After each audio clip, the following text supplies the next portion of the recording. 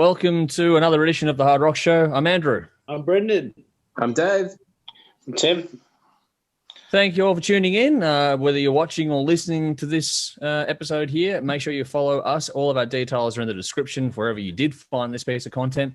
So check it out. Give us a follow on all of our different social media platforms. Also check out our Patreon page if you'd be so kind. Any support you can give us would allow us to do a lot more than we currently do. We have all sorts of giveaways and early access and rewards and stuff in there. So have a quick look at that. And while we're on that sort of topic, a big thank you to our wonderful sponsors in Squidding, Screen Printing, Old Colt, and Rockstar Finance. Thank you very much.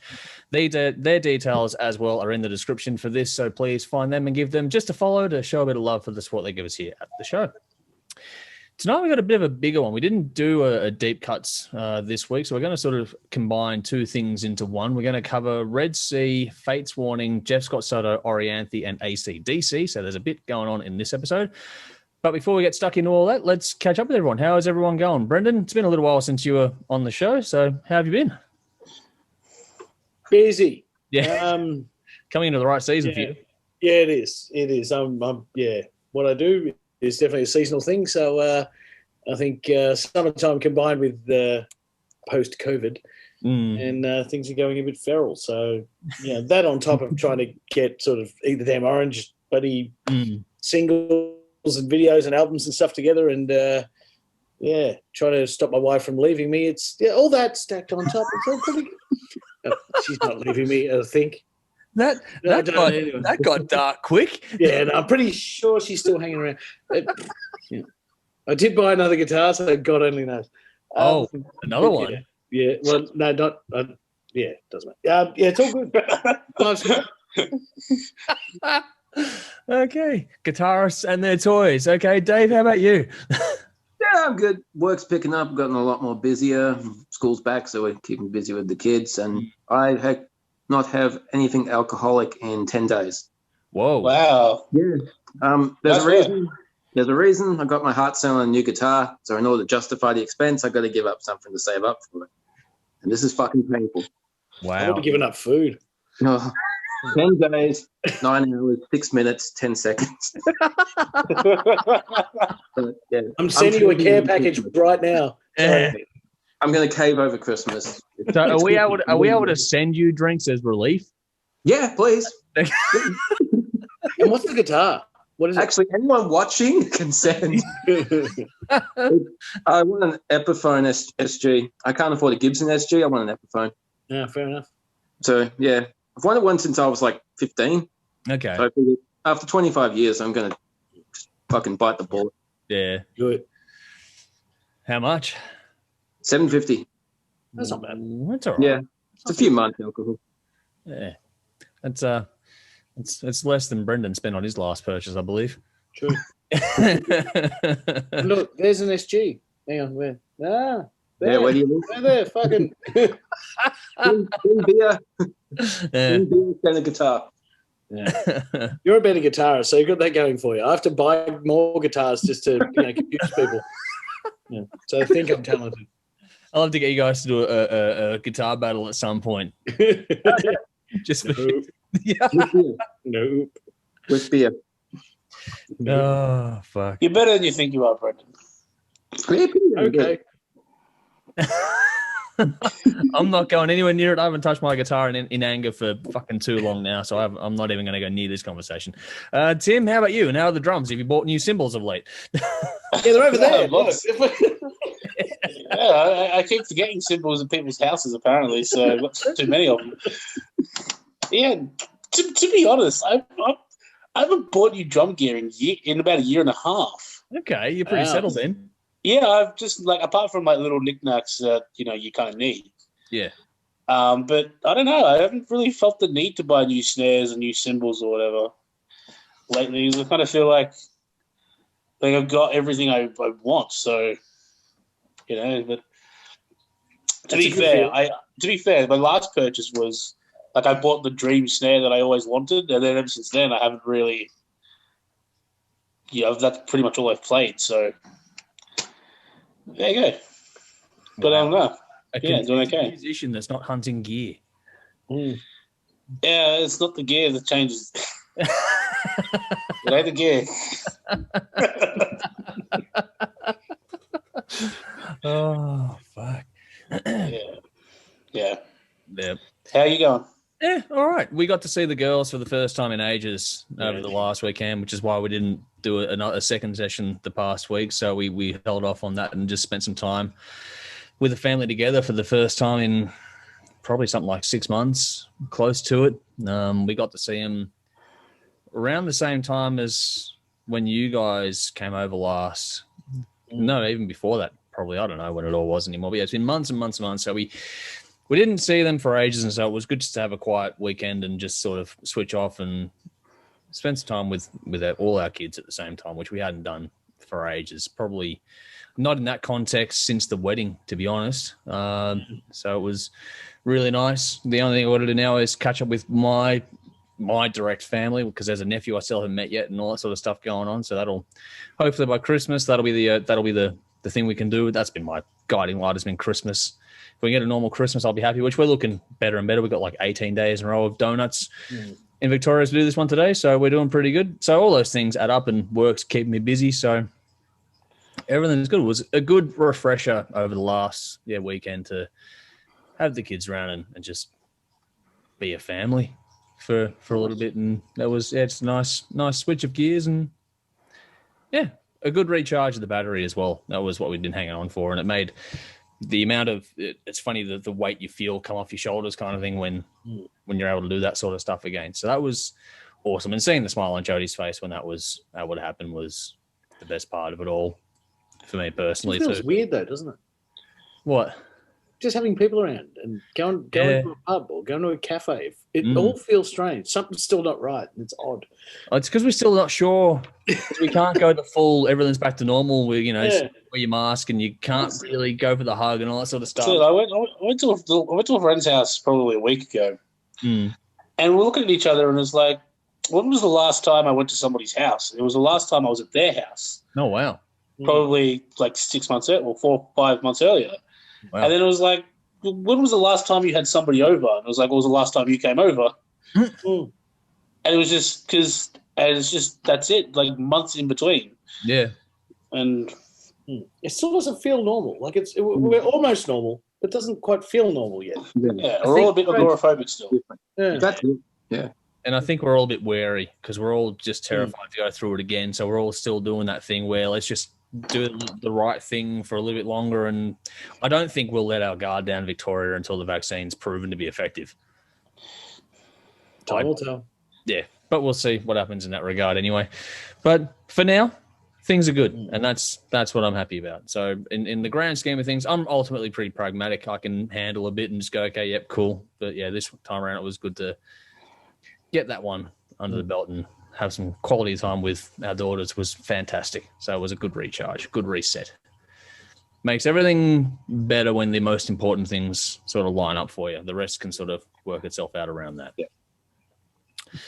But we are not going to do a hot topic, although we might have sort of done a bit of a mix of hot topics in that conversational point there. Anyway, let's move on and get to our first review of the evening.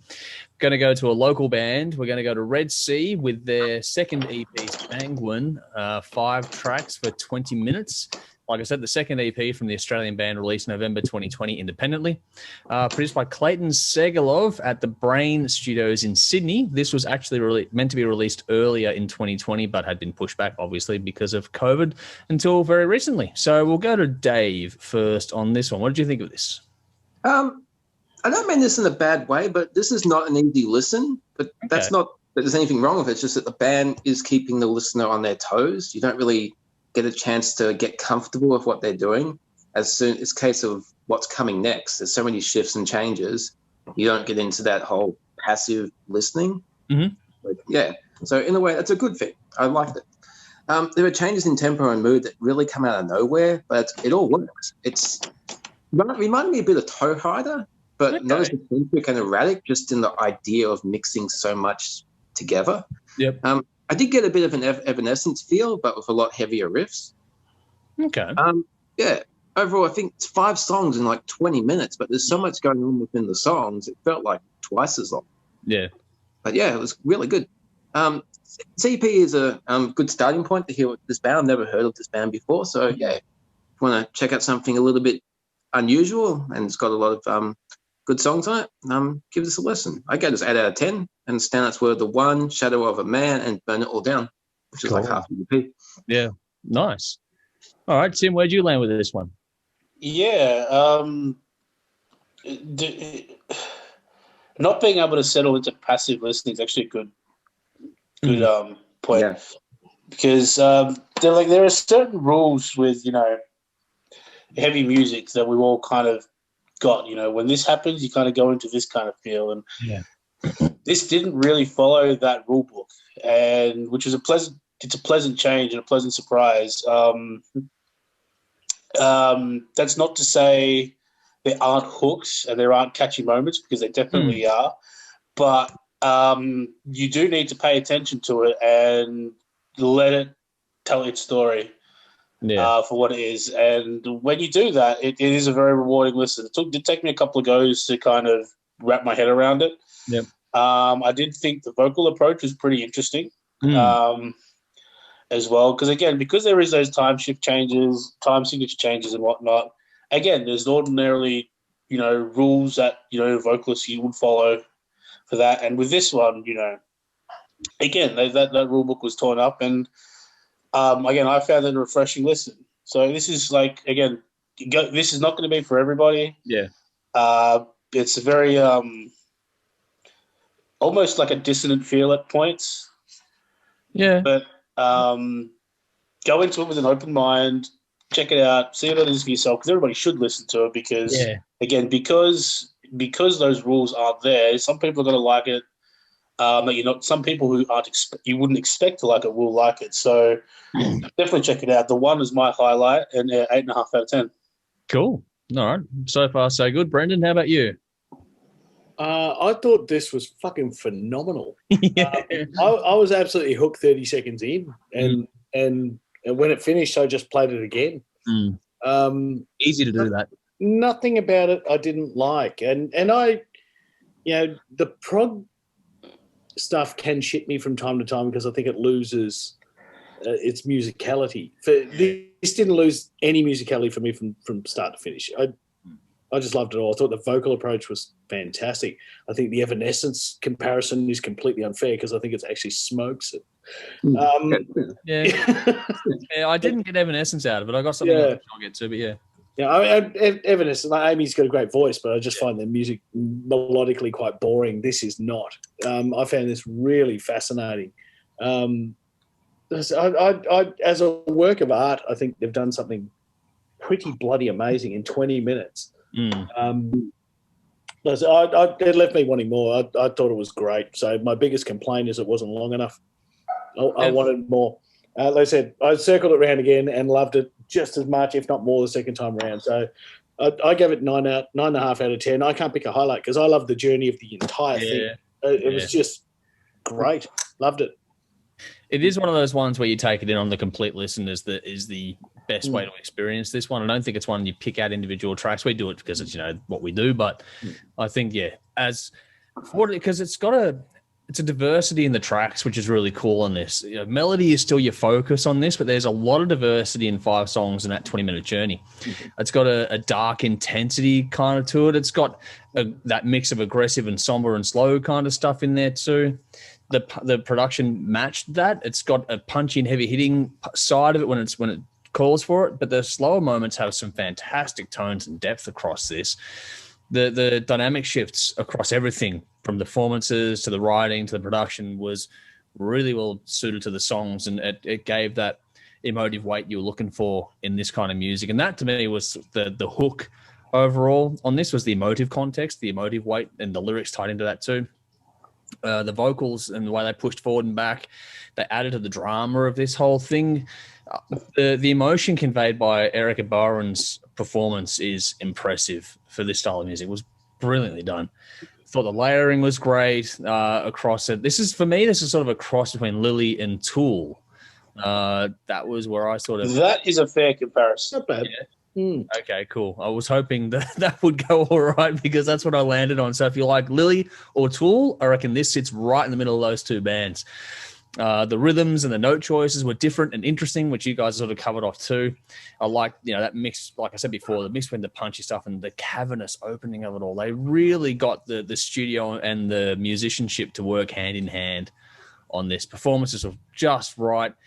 Like, this was also haunting in just the right ways, which was a really neat trick on this too. Is it Hopelessly, that slower track in the middle of the EP? That really does open this thing up in a big way. And the more I listened to it, the more impressed I was. There was no bad tracks in this. And like you, Brendan, I just wish there was more. The EP flies by. It's so easy to repeat spin. It's not funny. If you're looking for something a bit different out of this year, then give this a go. It stands out from the pack in the right way. And I'm looking forward to see where they go next on this. I think if this is one of those ones where you can, though, if you want to listen to one song to get the full breadth of the EP, Shadow of a Man is the one song because it gives you combinations of everything, but don't just listen to one song. This is worth the entire journey. 9 out of 10 from me. The one, Hopelessly, and Burn It Down are my standouts on this EP. Fantastic stuff. Well done. So yeah, very, very cool. From that, we go to Fate's Warning. So I believe for this one, I've got to kick Dave to the naughty corner, don't I? Yep, I've been bad. Punish me. So Dave is going to go into the naughty corner for a little bit while the rest of us take over on Fate's Warning. We'll see you again very soon, Dave. Yep. All right. So now there's all of us here. We're going to do Fate's Warning with Long Day, Good Night. 13 tracks for 72 minutes. The 13th studio album with the American band released November 2020 via Metal Blade. Produced by Joe Barresi. This album took about a year to make and has guest spots from Mike Abdow and Gavin Harrison. Tim, let's go to you first on this one. Yeah, Gavin Harrison's a man. This is a side note. Look, I got to be honest. I think this, that's a dumb thing to say, it's what we do on the show, be honest. But listening to this directly after Red Sea, I thought this sounded dated and old. That does. Yep. I mean, okay.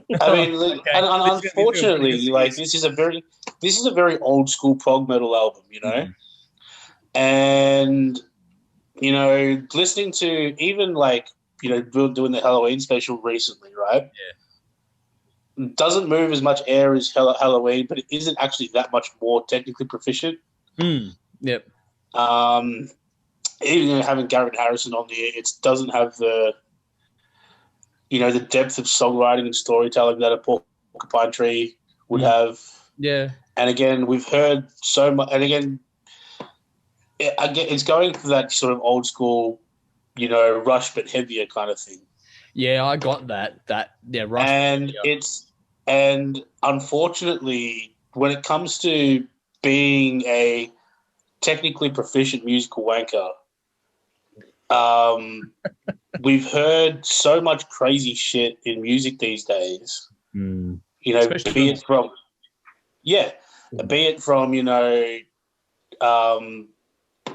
even bands like Dragon Force and Animals as Leaders and Meshuggah and all this stuff that, doing the Rush but heavy thing just doesn't sound all that impressive. And I don't think it's got the musical chops to keep up, or at least the melody and the grooves to keep up with it and keep it all that interesting. So again, I thought this sounded dated. And it's fairly average. I think they sort of reverted back to their old times on this one. They weren't. Yeah, and I mean, look, if you're into that, early 90s prog, then you'll definitely get a huge kick out of it. If you're into Images of Words by Dream Theater or something like that. Yeah, exactly. That's a bit generous. Then but it's not nearly as technically impressive. Well, it doesn't have iconic. It's like Images of Words without the iconic songs. Yep. Yeah. Okay. Yeah. So yeah, I thought it was fairly average. 6 out of 10. Didn't really have a standout. Shattered World, possibly, but yeah, it was there. Yep. All right, Brendan. I'm pretty sure you're going to be in the same boat or worse. Yeah, but no, not particularly worse. I think actually Tim articulated that probably a lot better than I was planning to. And pretty a lot of it came to listening on the back of Red Sea, which really made me sort of sit up in my chair and go, shit, what's this? And then because we were going to a Spotify playlist, as soon as this one started, like all of a sudden, you're like, oh, I've heard this. Like, I know what this familiar. Is. Yeah, you know, and I don't. Also, I don't like to call myself a critic of music when we do these things because, you know, who am I to be critical of these fuckers? You know, like these guys are like these guys have a career and we don't. Exactly. Yeah. We're fans. Yeah, we are fans. So I'm not critiquing it, but it's like what appeals to my ear. It's not, oh, well, I could play this better than that. No, I fucking obviously couldn't get anywhere near it. I wish I could. Yeah. But as a listener, it's just much like Tim said. It felt dated. It felt old. It felt like I'd heard it before. It didn't do a lot for me. It's certainly proficient, but and there are certainly moments where I tuned back in and went, ooh, and then you just sort of float back out again. Yeah. And, start cleaning the kitchen. You do drift on this one, don't you? Yeah, completely. So it's not to say it's bad. And if you're a fan of the band, I don't have a big history with the band either. So yeah, it's all right. It's far from bad, but it's not brilliant. Listen, and it may suffer because of listening to the Red Sea one beforehand, because I found that to be amazing, and I found this to be quite bland. So also 6 out of 10. Alone We Walk was the track that stood out for me, but meh. Yeah, fair enough. Now, I'm not overly familiar with this band. I know they're 13 albums deep. You read up on it and everyone says progressive metal, so I'm looking at this going, okay, where's this going to go? And it wasn't really progressive metal. I think the Rush But Heavier is kind of about right. You do, lots of atmosphere in this, which is cool. Some great use of space. There are some glorious tones. You get what you expect, some very nice, well-executed, progressive. It is metal, but it's more of a heavy rock than metal kind of a thing. I thought the melody and the vocals was good on this, though.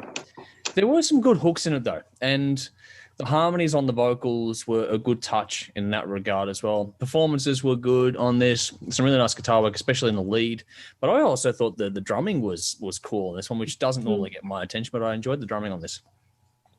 I think the production helped it all along a little bit on this one. They used depth and the panning and all sorts of stuff. On the deep listen with the headphones, I really got to appreciate this one a bit more than I probably would have done otherwise, kind of thing. Because I had this on at work and it was interesting, but then I'd drift away in and out. When I sat down and took it all in, because I listened to Red Sea like the day before, and it was the next day that I came to this one. I had a mental break, and then I had the headphones on, and that gave me a different light on it, because that allowed it sort of really the depth, the layering and all that sort of stuff came into play much more, and that got my attention. And being a production buff, those things will always help me get into something more, because it gives you more than just the music to pay attention to. But that said, I thought there were subtle things in the composition that, again, really only came through in that same sort of deep listen. On the casual sort of stuff, you don't really get a lot of the intricacies that's going on. You do get some of it, but I think this one is one of those ones you have to sit down with this and really give it your full attention. Otherwise, you do drift on it. I drifted on it until I did the deep listen on it. It's one of those ones where if you're not going to give it the attention that it deserves, quote unquote, then it's not going to do anything that's going to make you want to sit down with it, which can be good or bad, either way kind of thing, take it. But yeah, I thought that was interesting, just noting that, listen to it. So I fully get where you're coming from, but at the same time, sitting down and being immersed in it was a different experience entirely. Lyrics were great on this. That was a really good aspect of this that gave it more emotive weight, which is, again, another one of those things that comes into play while you're actually sitting down and really diving in on it. Everything, the good thing about it for me is that it wasn't a proggy snob kind of thing. Nothing was overblown. Everything served the songs. I get why, everyone says that it's nice. It's a bit, it's good. It's there. But I think it's also overly long. It didn't need the 11-minute track second to last. And there was probably another 2 songs I could have cut on this as well. You could have saved yourselves 20 minutes on this release pretty comfortably. Knock it down to 50 minutes. It'd be better served on this one too. I think they're good songs. Like the songs you would cut, there's no bad songs on here, but it does just stretch this out way too much. I think it's a solid release. Worth a listen, but I think if you're going to listen to it, if you're into your proggy sort of stuff, this isn't going to be full-blown prog, but if you want something that's more of a deep dive listen that will reward you for, the dark room speakers or the lockdown headphones kind of thing, that's where it's going to reward you. Otherwise, it's not going to do a lot for you. So it's a bit of a, pick your poison kind of thing in that regard. I would recommend giving this a deep listen to fully appreciate it. I did enjoy it though. Once you do that sort of thing, once you give it the attention. So I gave it an 8 out of 10. I picked Shuttered World, Under the Sun, and Glass Houses as my standouts on this one. So I believe now we can bring Dave back in from the naughty corner. So let's see how this goes. Let's see if he's there. I admitted him. Where's he gone? Oh, here we go. Hey, I'm back. Hey, he's back. He's out of the naughty corner. Yeah, it was fun. Did you have the hold music going in the headphones like the No, old school TV I shows? was starting to feel like Grandpa Simpson. What was that? I was starting to feel like Grandpa Simpson on the phone.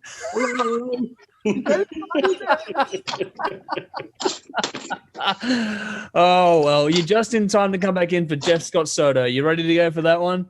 Yeah, let's do it. All right, let's do it. Jeff Scott Soto with Wide Awake in My Dreams, 11 tracks for 44 minutes, the 7th solo studio album from the American singer, released November 2020 via Frontiers Records, written and produced by Alessandro Del Vecchio. Worth noting that over a 30-plus year career, Soto has performed on more than 80 albums. So, fuck me, that's a lot. So, out of the frying pan into the fire, Dave, let's go to you first on this one. Okay. I know Jeff Scott Soto has been involved in a lot of various bands and projects and has this exceptional career. As you mentioned, he's got a lot of albums. But with the exception of one Yingmi Milestone CD, I am not familiar with any of it. And based on listening to this album, I really fucked up. I've got a lot of catching up to do. If you like this, check out Sons of Apollo's album from earlier this year. Yeah, I haven't even heard that. And I know Check that out. Yeah, you'll like that. He's got a damn good voice. Really damn good voice. And all the way through this album, quality performances from him and his band. Good songs, and it's got your typical AOR lyrical content about love and heartbreaks, but it's not overdone. It doesn't turn into a complete tearjerker or any other type of jerker. You've heard his name and never actually Oh, fuck. Oh, like that one voice in it, should have. Yeah, if you've heard his name, and like me, haven't actually given any stuff a listen, this is a good place to start, I reckon. Okay. If you like power ballads, there's a really cool one on here called Without You. Really cool. It's got piano and then the power chords and then the killer solo. You can almost feel the heat from the cigarette lighter up in the air. Okay. I get a cigarette lighter just for that, just for my own amusement. If I was doing a really long drive in the sun on a summer's day, this is the album that I would do. It's a good record for that. Yeah. With some beers, but yeah, don't drink and drive at the same time. Yeah, great for driving, great for drinking, not together. It's not in conjunction. Yeah, it's up to you. 8 out of 10. Standouts: Someone to Love, Without You, and Paper Wings. Would you give that an 8? Did you? 8, yeah. Yeah, cool. All right, Tim, let's go to you next. Yeah, this is just a good, solid hard rock album. You know, it's not particularly groundbreaking. It's not, showing anything brand new that you haven't heard before. But I think if you're a fan of the hard rock show, then you'll probably find something on here that you like. It does. It knows what it is. It does a good, solid melodic rock thing, but it does it very well. The performances are good. Guitar playing is great. Good singing throughout. So again, this is a, it's a, how do I put it? It's a warm, it's a warm, familiar sound that just delivers. So I don't have too much to say about this because I think there's not much to say about it. No, there's nothing terribly groundbreaking about it. Nah, it's a hard rock album. It's if you're a fan of the show, then you'll like it. Love's Blind's my highlight, 8 out of 10. All right, Brendan, what about you? You're sitting there trying to keep a straight face. What's I'm amazed how nice you guys are being. Oh, here we go. Here we go. Like Jeff, Soto can sing. He's always been able to sing. And I don't know what it is about him that if he's performed on 80 albums and very few of them are noteworthy, You know, like I don't know why that is, because he's got pipes. Absolutely got pipes. And he played with Deep Purple. He's done a lot. I think he did a stint with Sabbath, even, did he? Believe something along those lines. I think something. Yeah. Yeah. This is just 80s montage music for me. It did very, very little. I was waiting for this critique to come in because it is a very Frontiers record. Yeah. Again, not bad. I'm not criticizing anyone's musicianship or talent. Every person on this thing is way more talented than I could ever dream to be. But this is just a plodder. It just plods along. It just does its thing. It just sounds like something that, you know, could be on the good guy training to beat up the bad guy in any fucking bad Iron Eagle fucking Cobra Kai movie kind of thing. It's just it was, you know, a good 45 minutes of okay. So that's kind of where it landed with me. 5 out of 10 because it's just okay. I wouldn't turn it off. I wouldn't put it on. Love Will Find a Way. I thought as horrible as a title as that is, was a really good song. Good song. Mystified, I kind of like. Okay. So, there you go. What'd you give it again? 5. Okay. All right. Well, I'll be on the more generous side of things again for this one. This is, this is the, melodic AOR kind of stuff, polished and hooks all over it. I thought it was a pretty good balance, though, overall between the ballads and the rockers. So, it's a bit of a slow burn kind of an album. It starts off pretty sedate, and then it gets into gear toward the end of it. Oh, yeah, that opening track. What the fuck? Yeah, that was a bad choice for an bad opening track. Yeah, not a good opener.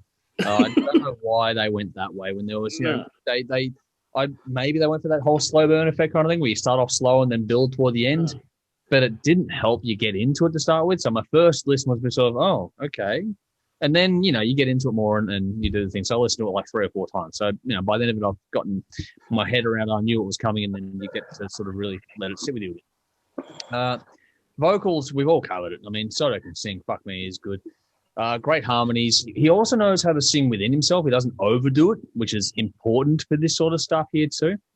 Nothing forced, plenty to enjoy. I've got to give a nod to the guitar work as well. I thought that was fantastic overall, and how it played off against the vocal was a really good trick in the writing and the performance of this. It's very glossy, as you expect. It is that Frontiers records. They do a lot of this sort of stuff where they stick, Alessandro, it's his name, I think it is. Yeah, Alessandro. He's like one of the in-house guys they've got there. They team up with a lot of artists, and so you get the trouble with a lot of these records is that they do follow something of a formula. At least on this one, I thought they got Soto to do things to his strengths versus trying to force it to a mold kind of a thing. But that said, it does still have that glossy sound and all those things you expect from this style of music. If you were a fan of, the melodic rock fest bands, this is going to hit every box for you. And then some, probably. I think it might lack a little bit of punch overall, but that's to help showcase the vocals a bit. I would have liked a bit more sort of grunt on the tones on this.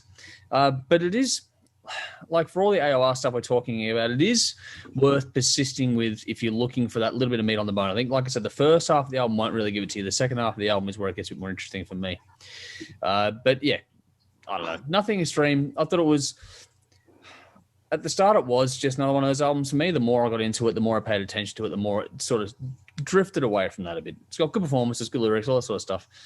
More than a few tricks up its sleeve. The more I listened to it, the higher my rating went on this one. So that's worth mentioning in this regard, especially for an album like this, because I do completely get where Brendan's coming from on this about how it is just another one of these albums. And I think it's one of those ones that takes a bit more time to sort of... Once you know the song, you'll pick up on the details that you might have missed the first time around, kind of. But yeah, I don't know. But I think the last track on this, Desperate, I think that's worth the price of entry. And it's funny that the last track becomes like the ultimate highlight of the album for me. So it does have that final moment payoff for me, which sort of left me in a good place at the end of the record. I think it's another solid record. Given 8 out of 10, I picked Desperate, obviously, Paper Wings, and Living in a Dream as my standouts on this one. So how's everyone sitting? We've got a couple to go. Do we want to take a quick intermission and come back in a moment, or are we going to plow through? Where's everyone sitting on this? I'm good. Yeah, play on. Yeah, keep going. All right. Well, we'll plow on then and move on to our. Well, I don't know. We've got a headline act of the evening, or the main event of the evening. What's the main undercard going to be called? I don't know what that. The semi-main. Okay, well, that's actually to put it, considering we're going to go to Orianthi. So I'm sure she dished out a few semi-mains over the years, I'm sure. Anyway, it's a semi-main. It's your Randy Savage before Hulk Hogan. Yeah. All right. We're going to go to Orianthi with 10 tracks for 37 minutes, the fourth solo studio album from the Australian artist, released November 2020 via Frontiers again. Co-written and produced by Marty Fredrickson. This is her first solo studio album in something like 6 or 7 years, so it's been a little while between drinks for her. Brendan, let's go to you first on this. Okay.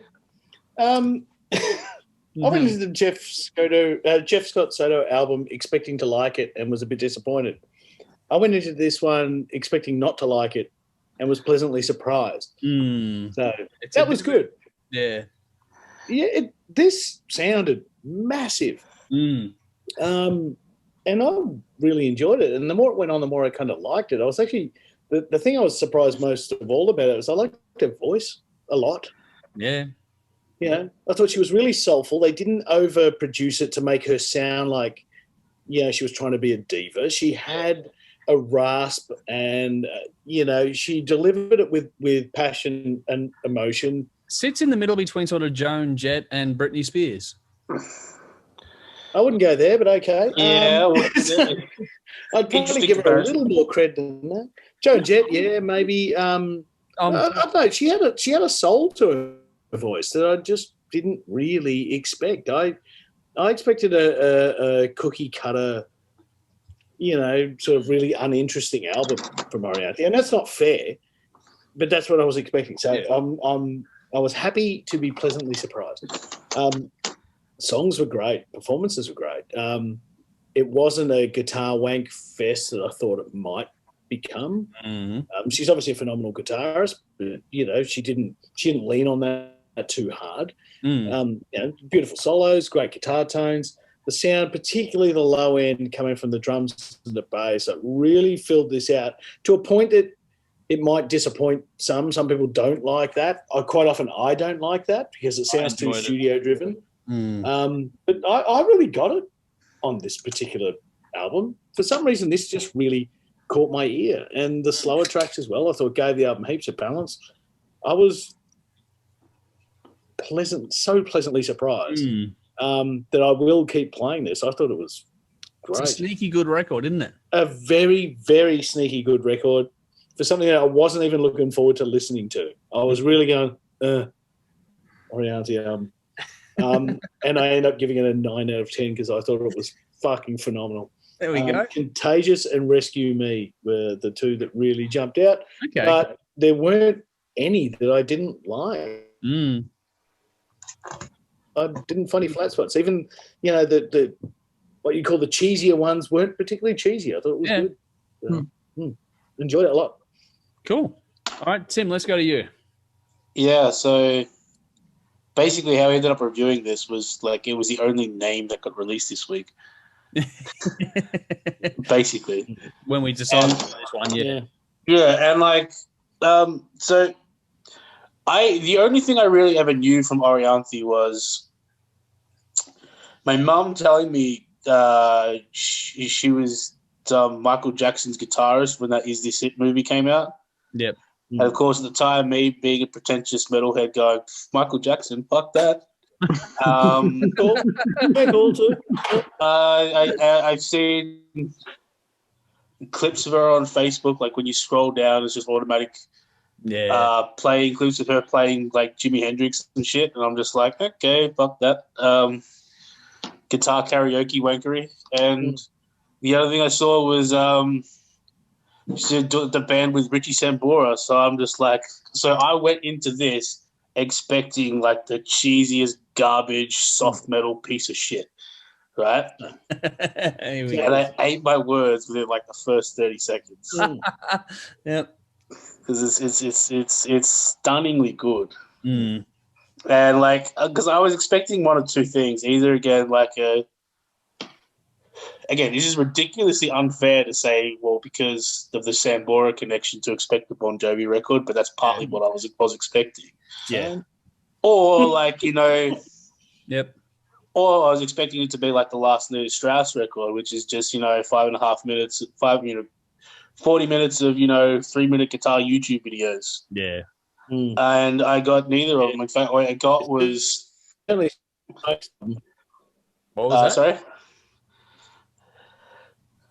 Say that again, Brendan. I said, yeah, it certainly smokes the Nita Strauss album. Yes. Oh, yeah. Yeah. I said, yeah, and we got you. In the end, what we got was, really well-written, well-thought-out hard rock songs, beautifully recorded. Everything sounds fantastic. There's this wonderful, like, low-end hiss all throughout this thing that I just love. Makes the whole thing sound very genuine, very live. I thought, the way they treated her voice was really well done. Again, just to sit that little bit back, but because it's the whole album so bass heavy, it doesn't really. It still cuts through. And she's got enough of a mid-range voice. It's not the typical top-end voice you get from a lot of female vocalists. No, she's got a bit of the Blues Pills. Yeah.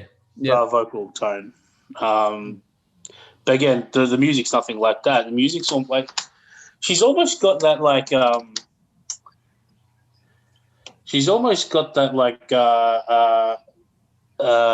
early Nine Inch Nails guitar tone on this. That really really treble heavy raspy thing that goes up against that bass heavy drum tone, and her voice just kind of sits right in the middle of it, and it's really out nicely. Yeah, and it just really balances the whole thing out beautifully. The songs are incredibly well written. Everything's really well done, and I've listened to this 3 or 4 times since we reviewed it. So, this is a quality album. So yeah, Contagious and Blow are my highlights. Cool. 9 out of 10. Wow. Okay, Dave. Up until absolutely. Okay, cool. Up until this point, I've only been familiar with her work with Alice Cooper, and I heard one song that she did with Steve Vai, and that was the guitar wankery that you would expect with those two together. But that was pretty cool. But I've never checked out anything of her solo stuff. I keep forgetting the name of a big hit song she had years ago too. I forget the name, but she had one. According to you, that's it. Yeah. Yeah, I don't know it. I knew of it, but I never heard it. But yeah, this was a really good, diverse collection of songs, and it just showed what she can do on the guitar. And she's a damn good guitar player, but as Brendan said, it's not an in-your-face shred album, and her playing just serves the songs. And there are many different styles on here. It's got your rock ones, but there's some blues-based ones, and there's some pop, but it all fits within her own unique style and her delivery, which I really liked. And the track order flowed really well from start to finish. It's really easy listen. And because there are some different styles of music within it, it's what makes it a lot more interesting. It's pretty accessible for anyone who likes any of those types of music, rock, pop, blues, guitar, bass. Yeah, I reckon everyone should give it a listen. As has been covered, her vocals are pretty damn good too. The guitar and vocals seem to be at the foreground, but the rest of the band is they can certainly play. Yeah. So she's the star of the piece. But I don't even know who the hell this band is. I can't find any information anywhere. Yeah, I'm not sure on all that sort of stuff. No. Yeah. This album, for all, you'd think Orianthi would get a little bit more, I think, respect from the media. Yeah. Else, and there's not a lot of info. That'd be nice. Yeah. Respect from the media in general would be fucking wonderful, wouldn't it? But anyway. There's a particular radio station that really should be eating this up. That's not. Yeah, but we know they won't do that. There's so many radio-friendly songs on this album. I know. It's insane, isn't it? Fuck me. Anyway, sorry, Dave. Good. There's no real genre trend in music at the moment, and when people released solo albums back in the day, when there was, people would write toward that trend, but because that's not happening at the moment, she's just free to be herself. And I thought that was remarkable on this album. Like I said, there's lots of different types of songs on here. Pretty quick listen. It's about 38 minutes, which is your basic vinyl runtime, so 20 minutes either side. Yep. Which is a good length for an album. I really don't know why she's not more higher up in her career, and I hope this album really gives her a big boost because she certainly deserves it. She's a great example for young women too, because it just proves you don't have to be a stripper to have a career in music. You can actually do it based on talent. I just hope a lot. I will say one thing about that though, that one of the video clips she's wearing pretty much next to nothing, which I actually found disappointing. Away from the song. Yeah, it would be distracting. In a good way, but well, yeah, I'm not complaining, but you know, that's proving that we're all assholes. Yeah. I'm just going to type that into Google right now. Yeah, I gave it 9 out of 10. My standouts were Sinners Hymn, Rescue Me, Blow, Crawling Out of the Dark, and Stream of Conscience. Fuck, I reckon by the time we're done, we'll have picked almost every song off of this album as standouts, which is a huge nod. I do want to clarify my earlier remark about, you know, the Joan Jett to Britney Spears. The Britney Spears aspect is in how some of the production you would think would lean into that a little bit more, and so it's the production tones applied. It's not that I think she sounds like that or sings like that. I think she's much better than that. It was just nah, that doesn't cut it. Try again. No. All right, bloody hell. Who would you just like? Say I was wrong and move on. Yeah, okay. The tyrant's gone. Okay, cool. Unless we're Frio and contesting it, are we? But fuck. Now I'm not a huge fan or all that knowledgeable at Orianthi and her work. I do appreciate that she's well liked, and from all reports leading into this, I put the list up of what was dropped that week, and we'd only sort of heard the name, any of us, and that was like, well, that's obviously the one to go with, and that was all we sort of went off of. I hadn't really checked out singles or anything to go into it. We just thought, okay, well, you know, there's a name. It's the most sort of high profile one that we can think of, and we'll go with that. Now, I went into this, and all the feedback online has been fantastic for this record, and this is going to be a 4 for 4 out of us here tonight too, because I loved it. I went to this thinking I was going to get something more along the lines of pop rock. You know, you get According to You was the big hit from years ago. I thought I was going to get a bit more of that on this one. You get nothing like that on this release, and it's fantastic.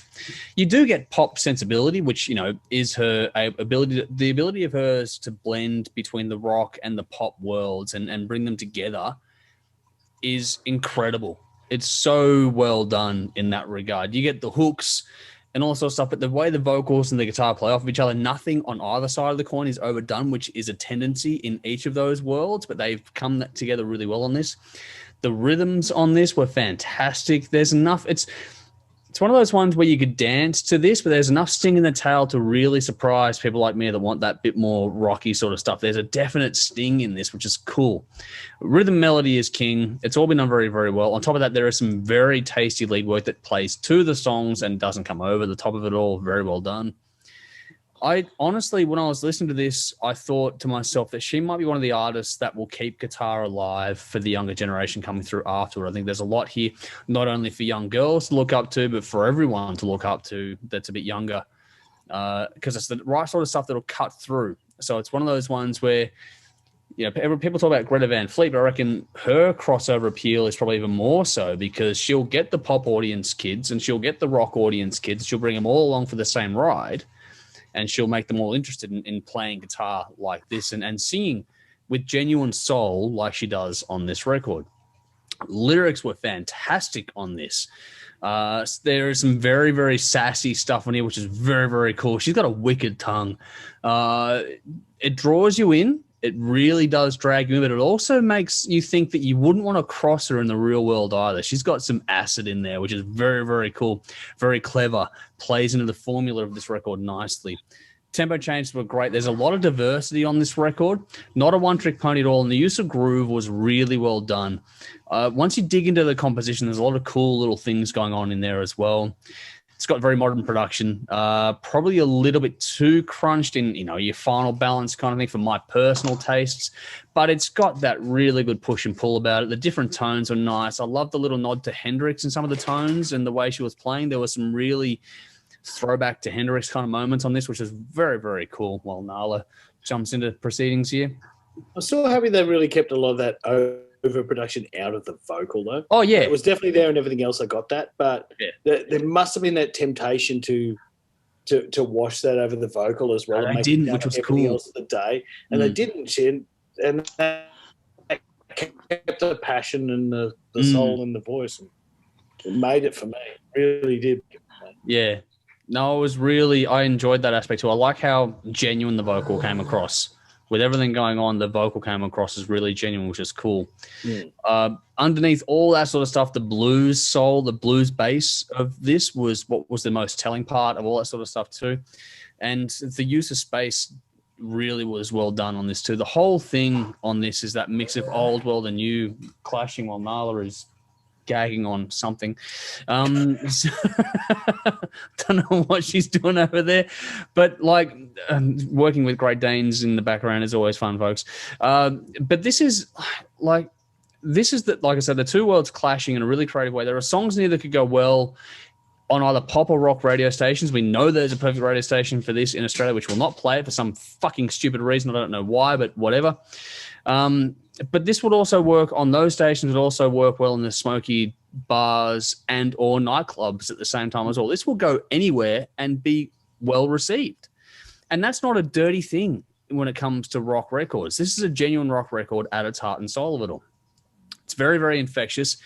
You know, it's one of those ones where you go in there thinking, like we all have, that you're probably not going to get a lot out of it, and it might be a bit of a guilty pleasure, but I don't take any guilt in the pleasure of this record for me personally. I think it's really well done. It stays with you. It's fun for the most part, but there is also just the right touch of darkness and vulnerability about this too, which gives you a little bit of a glimpse into who she is and how far she's come, because she's not a novice anymore and she's got some years under her belt, and I think that shows on this record here.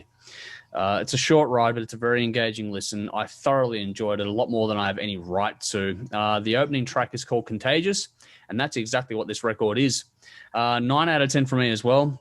Crawling Out of the Dark. I love that. It's the slowest song on the record, but the vocal and lyric on that was fucking phenomenal for mine. But also Impulsive is a great, catchy song, and same with Sinner's Hymn. So take your pick. We pretty much covered off the entire record on this one here. So, yeah, very well worth checking out for mine. But now I think we need to put Tim into the naughty corner, don't we? Yep. So it's Tim's turn to go to the naughty corner. So, Tim, we'll see you very shortly. While the rest of us go to the main event of the evening, which this week it absolutely has to be. There's no doubt about it. AC/DC with Power Up. We would be remiss if we didn't make this the main event for this week as we sit down and do this. 12 tracks for 41 minutes. The 17th studio album from the Australian band, released October 2020 via Columbia and Sony Music. Produced by Brendan O'Brien at Warehouse Studio in Canada. This album sees the return of Brian Johnson, Cliff Williams, and I'm getting that right, unlike other reviewers out there who said Cliff Burton. And also Phil Rudd on drums. And it's the first album since the passing of Malcolm Young and is intended to be something of a tribute to him. Who wants to go first? Either of you two want to go first? Yeah. Okay, Dave, go. Right. Needs more Axel. No, you can't do that. Oh, I had to. You'd be surprised if I didn't. I would, but fuck. Yeah.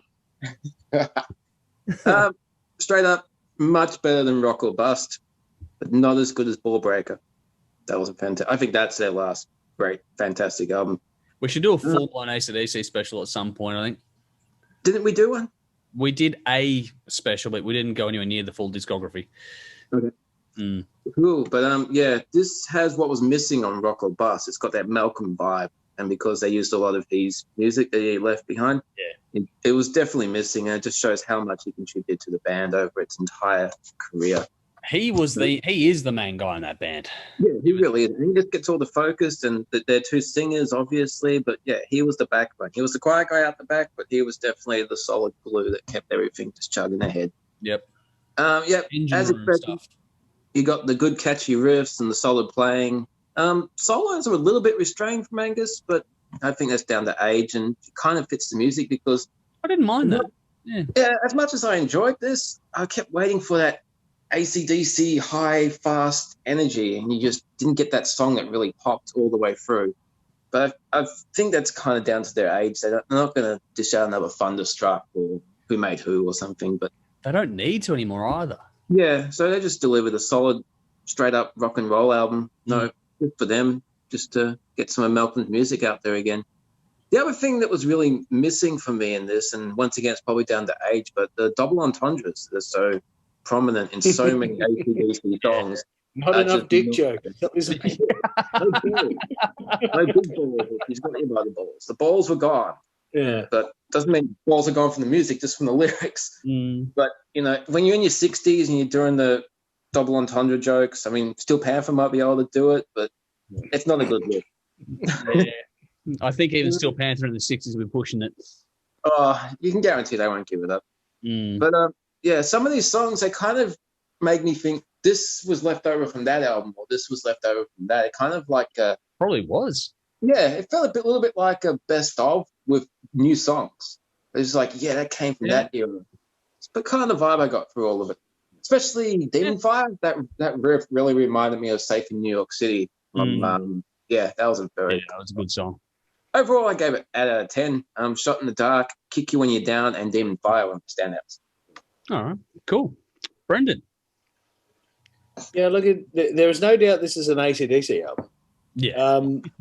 But you guys, I think both of you weren't huge fans of Rock or Bust. Where I quite liked Rock or Bust, and no, I liked Rock or Bust listening to a degree. Yeah, I enjoyed it. I thought it was good for even the fact they got it out was impressive to me. I think I gave it about an 8 for that one. I think.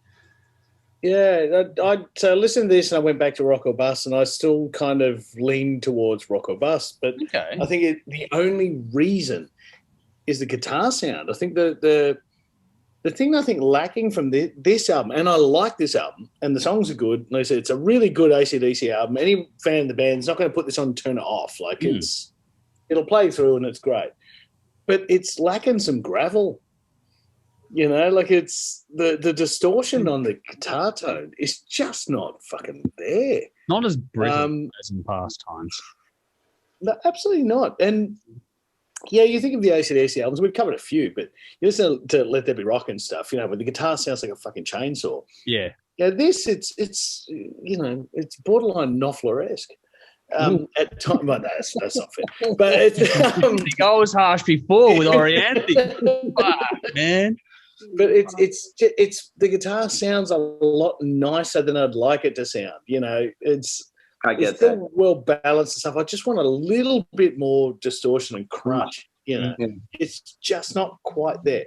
But it's an AC/DC album. It's a good one. There is some really great songs on there. There's a couple of fillers, but I think most AC/DC albums, bar a couple, have a couple of fillers on there. So that's nothing new. But they're up to album 17. On most of their albums as well than you expect.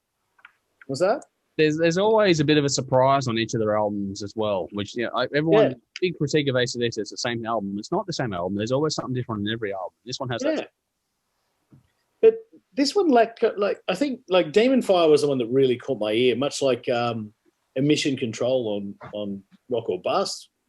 I still really dig that song every time it comes on. That's an absolute ripper. So it's when they find that really sort of poppy, not poppy, but that riff that's really got a bit of grunt behind it that can sort of drive the groove along. kicks in.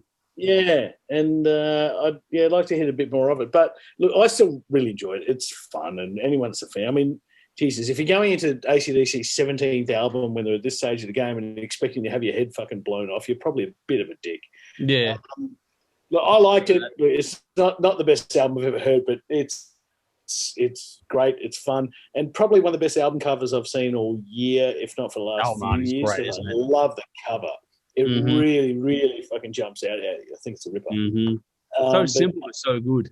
Yeah, it's amazing, isn't it? Just a bit of a stage set up, neon, beautiful, and just really well lit up. It's great. Yeah. I gave it 7.5 out of 10. Kick You When You're Down, Realise, and Demon Fire. Cool. Well, the mighty AC/DC are back in the saddle again. And this is probably one of the few great points of the year that is 2020 that we get to get another album out of this band when all signs leading up to this point were not promising for quite some time with all the chatter going on around things. For me, this was like a comfy pair of jeans or a well-broken-in jacket. This band just feels right. They aren't hitting the heights of the past, but like you said, if you're expecting them to, you're a bit of a dick. At this point in time, I think all they need to do is be able to put out solid albums, and this is another one of those. And who are we to sit here and tell them they shouldn't do a thing when they've done what they've done? Their legacy is well and truly etched in stone. So long as they don't come out with a complete left-of-field curveball and everything sounds good, sits where it should, they're not going to release a Lulu album. We know that from AC/DC. So you know what? They will be able to continue doing what they do for as long as they want to do it. And I think they've handled it all on balance pretty well. I'm glad to see Brian and the rest back in the band. I think that does make a big difference with the Phil Rudd back in on drums was a big thing. And that makes a huge difference to what has happened on this record for mine.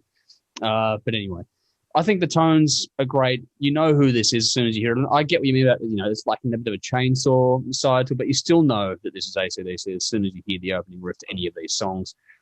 Brian's vocals are on fire on this, which was cool and nice to get after all the chatter as well that we've touched on.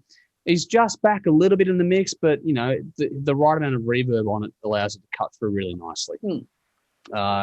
Great balance all around as you expect with this band in the production. The cymbals might be a touch washy, me being picky, but nothing too bad. The backing vocals, as always, sit where they should and have that bit of grunt to things overall. This has all the traditional hallmarks of another AC/DC record. Riffs, licks, and solos. The rhythm section is solid as all fuck on this. The blues has never left, and they do it so well. But I loved some of the tempo and the groove shifts. Like I said before, Phil coming back in really is an element of this band that is so important. The way he sits, where he plays, the timing of things is so great. And Cliff on bass complements him really incredibly well. Like this was I think the rhythm aspect of this was possibly better than Rock or Bust because Stevie has obviously fit into the groove a bit better on this one too. So that whole anchoring it down to give Brian and Angus the platforms they need is a bit more secure. And so they've not launched, but it's just felt like the foundations were more solid on this one. I thought the layering was cool in this. There's a little shift in focus on different songs. Nothing sounds exactly the same from song to song. I know that people won't agree with that. Everyone says, AC/DC sound like AC/DC. And I think that if you actually pay attention to the records, there is a lot of diversity, subtle, but there is diversity there. And for the shit show that's in 2020, I'm just glad to get a record out of this band personally from a fan's point of view. It's not the greatest thing ever, but they still have plenty in the tank for mine. And if you like this band, this will feel like they're coming home again to you. I think that, it's worth a listen for sure if you're a fan of this band or their genre. If you're not, this won't change your mind at all. But I think this is also one of those ones that in a few years, you'll look back on this one a little bit differently than you are when it comes out today, fresh, and everyone's looking for something fantastic. I think this is a really good, solid album that, while it doesn't have the Back in Black effect, but fuck me if you're going to get that album again. Getting one album like that in your career is fantastic. You're not going to get two. And they probably did with Highway to Hell, to be honest. But the way they've managed to keep it all together and get another record out and how it still feels like AC/DC with everything that's gone on between now and then is, if you're a fan, you'll get it. If you're not, this won't do anything for you. But I really enjoyed it. This is one of those ones that's just, nice to have as a bit of an anchor point in this shit show of a year. 8 out of 10 from me. No Man's Land was my big standout, but then also Shot in the Dark and Kick You When You're Down. I think that one, the rhythm play on that was really cool. That was where the rhythm really jumped out. And it's like, okay, that's really cool. That was one that felt the most like an AC/DC song. That was like fucking So I really enjoyed that one. So I think overall, we all pretty much in agreement. It's like it's an AC/DC record and it's a good one. So, you're getting what you get. But I think it's time to bring Tim back in. So we'll get that happening if he's still there. System. Here we go. Well, hey Tim. Big dog. Welcome back. Welcome back. So we've just done our AC/DC review, and we're going to move on to the You'd be surprised to hear that we all thought AC/DC sounded exactly like AC/DC. Oh, I'm shocked and horrified. I thought they were going to sound like Airborne for a minute. Oh, don't go down that road. Oh wow, here we go. Jesus. That's going to cause a Them's fuss. 5 minutes. Yeah. Oh, fuck, here we go. Anyway, while we're at it, before we get to the bin, which will come up very shortly, let's go through it. So make sure you follow us. All of our details are in the description for this, either in video, audio form, wherever you're watching or listening to this. Check us out, follow us, subscribe, and all that sort of stuff to all of our silly nonsense, and you'll catch a lot of other stuff we don't just release in these formats of the shows. A lot of stuff we film before and after this stuff, which will be released as little, mini videos and that, as well as standalone reviews and that too. So check us out, follow us, and all sorts of stuff. If you'd like to give us a bit of support, we will greatly appreciate it. Please check out our Patreon page for more information on just how to do that. There's a whole lot of cool rewards there, so just give it a look. And a big thank you to our wonderful sponsors in Squidding, Screen Printing, Alt Cult, and Rockstar Finance. Their details, as well as ours, are in the description for this. So please just give them a bit of a look, a bit of a follow to show them some love for the support they give us here at the show.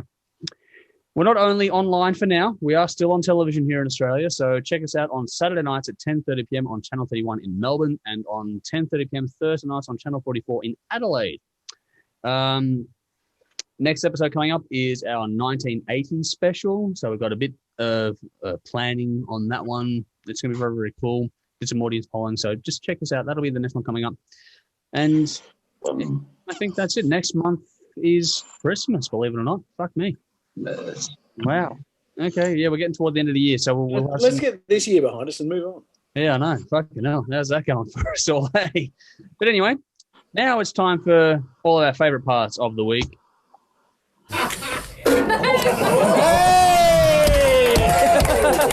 Time for the bin. All right. So,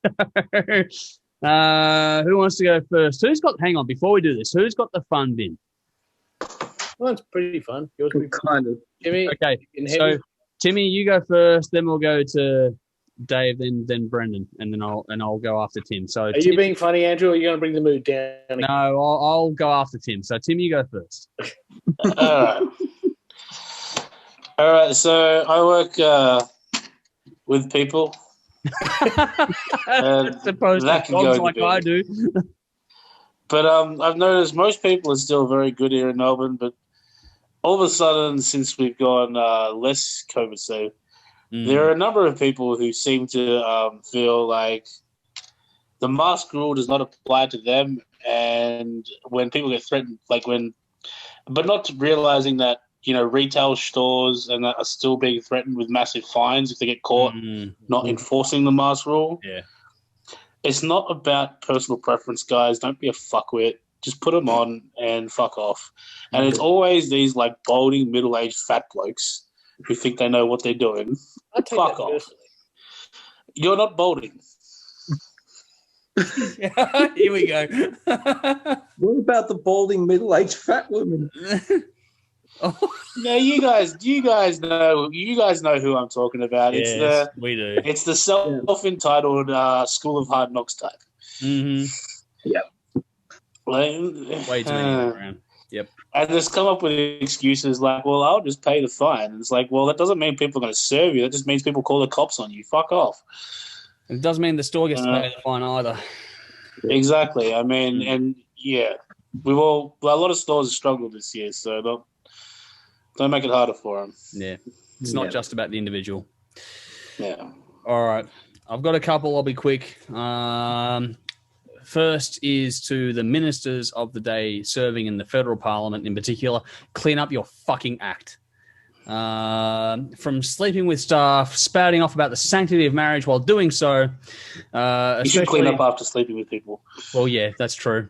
Quarantine's an issue at the moment, obviously. Infectious diseases and all. But in particular, to Tudge, Roberts and Morrison, especially when it comes to robo-debt, you lot are fucking disgraceful. Also, on that note, the lack of evenness or disparity in the media coverage of all things too. Fuck right off. I've had a gutful of it. On a lighter note, AC/DC reviewers getting their shit fucking wrong. There's been a few of you bastards out there getting names wrong. I'm pretty sure that if AC/DC could revive anyone from the dead, it would not be Cliff Burt, no matter how good a bass player he was. Fuck you. Bunch of hacks. Get it right. Cliff, what happened? I'll tell you after. We'll fill you in after. Dave, over to you. Recently, Alan's Lollies has renamed some of their lollies that are not culturally appropriate for whatever reason now. Now, I'm not adding to that debate. That's a different thing. My concern is their choice of the new name, The Red Ripper. Red For Ripper. one, it sounds a little bit like a Steel Panther song. And two, if you actually Google Red Ripper, you get a serial killer from Russia. Now, I don't know if you chuck it into the Google machine, type in Red Ripper, and the first thing that comes up is a serial killer. Now, Red Ripper does sound very phallic. You're going to see a reminder of a serial killer who maybe murdered your family. Red Ripper sounds like a big dog schlong, but anyway. That's what I mean. Red Ripper is incredibly phallic. We should let Dave go last. Go grab your Red Rippers and your Cheekies. The Cheekies is the other name. And yeah, Google that one too, momentarily on a Saturday night. Imagine combining them both. Like I said, Cheeky Red Ripper.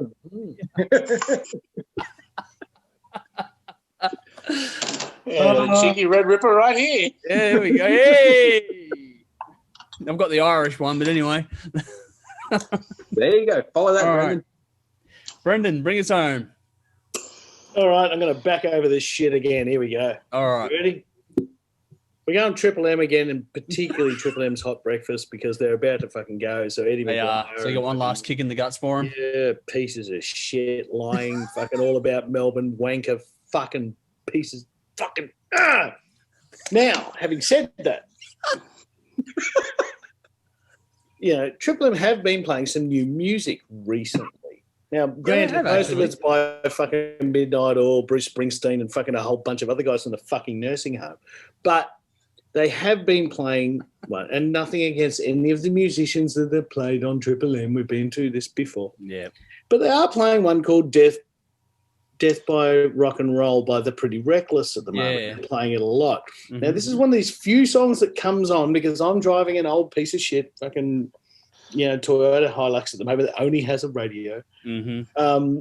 So that's what I'm stuck with. So when that song comes on, I actually turn it up and give it a bit of. It's refreshing. Yeah, give it a bit of jandle and see what happens. And it's nice to actually have that feeling listening to the radio when, oh wow, this new song, I love it.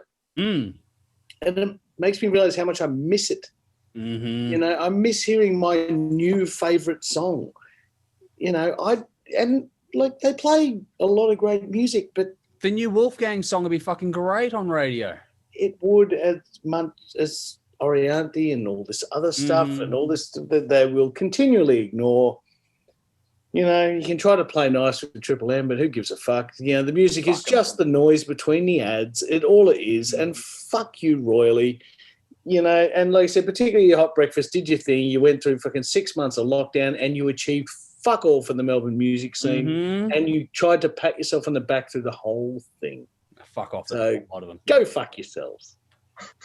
Yep. And I think there'll be a lot of people out there that will agree with you on that one, including myself for one. So well done on that one. Good, sir.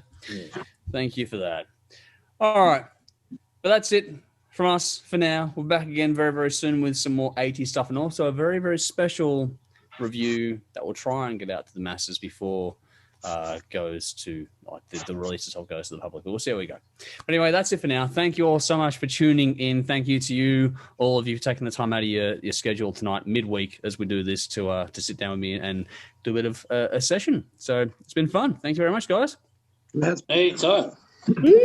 Beautiful. All right. But we'll see you all again very, very soon. Until then, I'm Andrew. I'm the Red Ripper. I was going to say that, you bastard. I'm Tim. As always. Drink up. Rip on. Rock on. Rip on. That was cheeky. Oh, here we go.